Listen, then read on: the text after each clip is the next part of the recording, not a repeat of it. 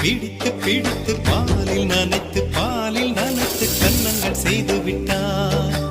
உலக மலர்கள் பறித்து பறித்து 2 பந்துகள் அமைத்து அமைத்து பெண்ணை சமைத்து விட்டார். அழகு என்பது ஆண்பாலா பெண்பாலா என்பதில் எனக்கு சந்தேகம் தீர்ந்தது. அழகு என்பது நிச்சயம் பெண்பாலடா. கவிதை என்பது மொழியின் வடிவம் என்றொரு கருத்தும் இன்று உடைந்தது. கவிதை என்பது கன்னி வடிவமடா.